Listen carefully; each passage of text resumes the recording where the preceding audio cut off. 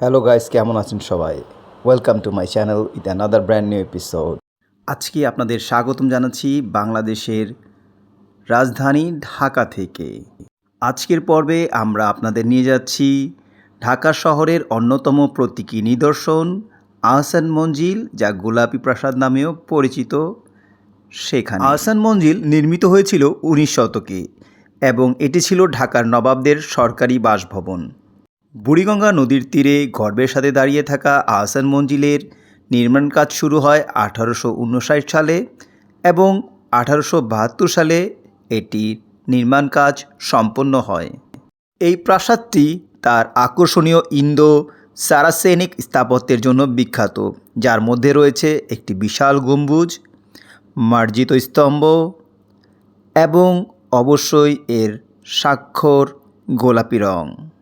আহসান মঞ্জিল দুটি প্রধান অংশে বিভক্ত, যার একটি রংমহল যেটা অনুষ্ঠানের জন্য ব্যবহৃত হতো এবং অন্যটি অন্দরমহল যেখানে ব্যক্তিগত কাজকর্ম এবং থাকার ব্যবস্থা ছিল। আহসান মঞ্জিল একটা সময় ঢাকার ক্ষমতা, রাজনীতি এবং উচ্চ সমাজের কেন্দ্র ছিল। এটি বিশিষ্ট ব্যক্তিবর্গ এবং রাজকীয় অতিথিদের আতিথ্য করত এবং শহরের ঔপনিবেশিক যুগের ইতিহাসে গুরুত্বপূর্ণ ভূমিকা পালন করেছিল। বছরের পর বছর ধরে অবনতির পর 1992 সালে প্রাসাদটি পুনরুদ্ধার করা হয় এবং এটিকে জাদুঘরে রূপান্তরিত করা হয়। আজ এটি নবাবী আমলের আসবাবপত্র, চিত্রকর্ম এবং নিদর্শন প্রদর্শন করে, যা ঢাকার রাজকীয় অতীতের এক অনন্য চেহারা প্রদান করে। আহসান মঞ্জিলের প্রতিষ্ঠাতা ছিলেন নবাব আব্দুল গনি। তিনি তার পুত্র খাজা আহসানুল্লাহর নাম অনুসারে এর নামকরণ করেন আহসান মঞ্জিল। আহসান মঞ্জিলের বেশ কয়েকবার সংস্কার করা হয়েছে এবং সর্বশেষ সংস্কার করা হয়েছে অতি সম্প্রতি। অষ্টাদশ শতাব্দীর মাঝামাঝি সময়ে জামালপুর পরগনার জমিদার শেখ ইনায়েতুল্লাহ আহসান মঞ্জিলের বর্তমান স্থানে রংমহল নামে একটি প্রমোদ ভবন তৈরি করেন। পরবর্তীকালে তার পুত্র শেখ মতিউল্লাহ রংমহলটি ফরাসি বণিকদের কাছে বিক্রি করে দেন। বাণিজ্য কুঠি হিসাবে এটি দীর্ঘদিন পরিচিত ছিল।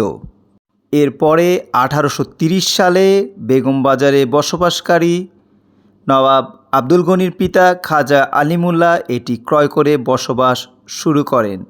এটি বাসভবনকে কেন্দ্র করে Khwaja Abdul Gani Martin and company নামক একটি ইউরোপীয় নির্মাণ ও প্রকৌশল প্রতিষ্ঠানকে নিয়ে একটি মাস্টার প্ল্যান তৈরি করেন, যার প্রধান ইমারত ছিল আহসান মঞ্জিল।